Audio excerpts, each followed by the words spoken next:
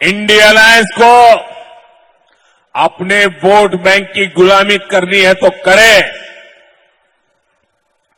उनको वहां जाके मुजरा करना है तो भी करें।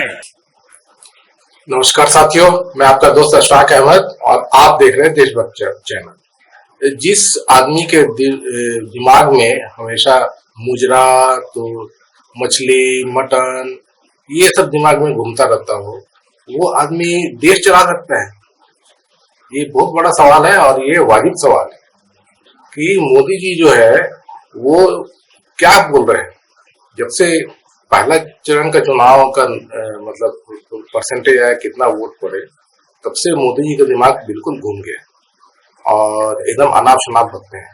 वैसे ये पहली बार नहीं है, क्योंकि हमेशा से वो 50 करोड़ की गर्लफ्रेंड, जर्सी गाय, विदेशी बछड़ा, ये सब कुछ भी बकते आए।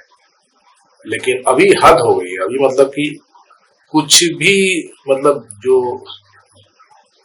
देश के हालात हैं, जो हकीकत है, उससे जुड़ा हुआ कुछ भी नहीं बच रहा है कि जो देश में हालात हैं उसको कैसे सुधारे। अब प्रधानमंत्री होता है, उसका काम होता है कि देश को अच्छे से चलाना है।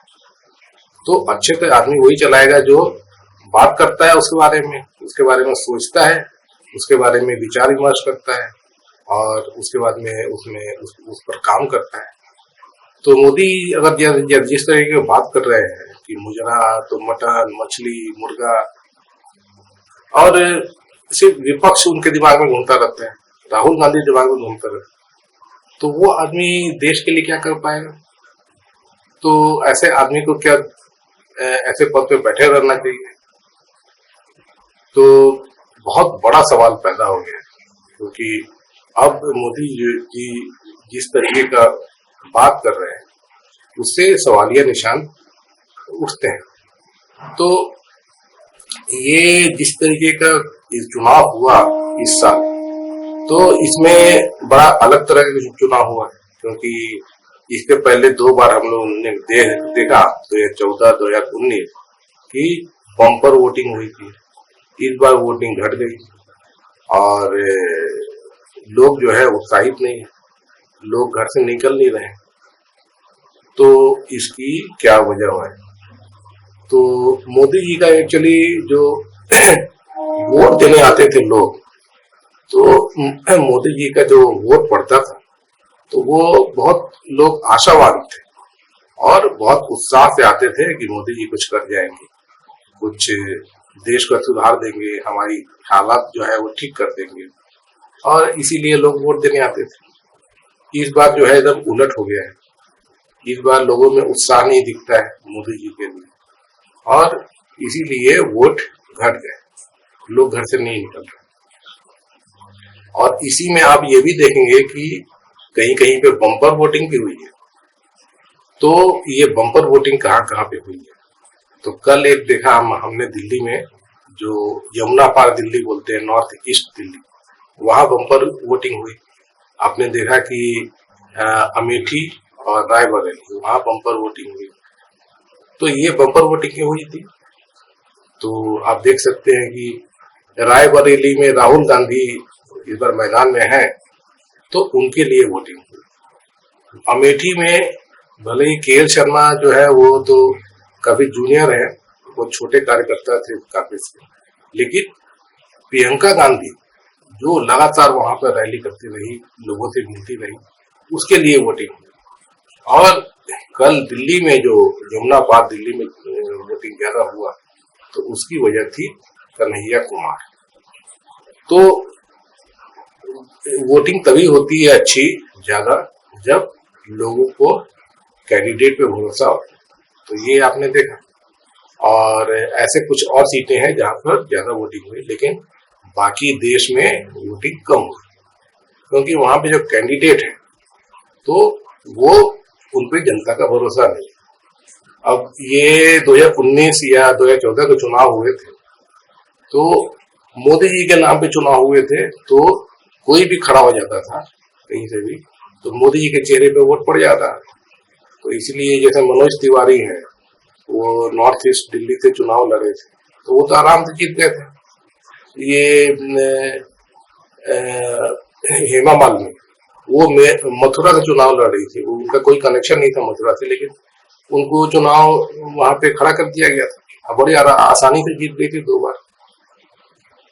इस बार लेकिन देखिए तो मथुरा में 18% वोट कम हुए, क्योंकि जनता जो वोट बढ़ चढ़ के दे रही थी वो मोदी जी का चेहरा देख के दे रही थी। अब मोदी जी का चेहरा नहीं चलता है, इसी वजह से वोट घट गए। अब विपक्ष की बात करें तो विपक्ष जो वोट पड़े तो वो वोट मोदी जी को नहीं पड़े हैं, क्योंकि मोदी जी पर अब किसी को भरोसा नहीं है। मोदी जी पर किसी को कोई मतलब सोच नहीं सकता कि मोदी जी कुछ कर जाएंगे, तो इसीलिए जो वोटिंग हुई है तो वो विपक्ष की हुई। तो देश का पूरा पिक्चर यही दिखता है कि वोट मोदी जी के नाम पर बिल्कुल नहीं पड़े। मोदी जी का चेहरा एकदम अब चलता नहीं। जो मोदी जी का चेहरा चलता था तो वो जुमलों की वजह से था, लोगों में आशा थी। मोदी जो बोले थे कि देश को बदल देंगे और ये कर देंगे वो कर देंगे, तो उस पर वोटिंग थी, तो वो अब खत्म हो गई। तो ये पूरे चुनाव में आप दिख रहे हैं 6 चरण हो चुके हैं चुनाव, और हर चरण में मतदान कम हुआ है। और उसकी वजह वही है कि मोदी जी का चेहरा नहीं चलता है।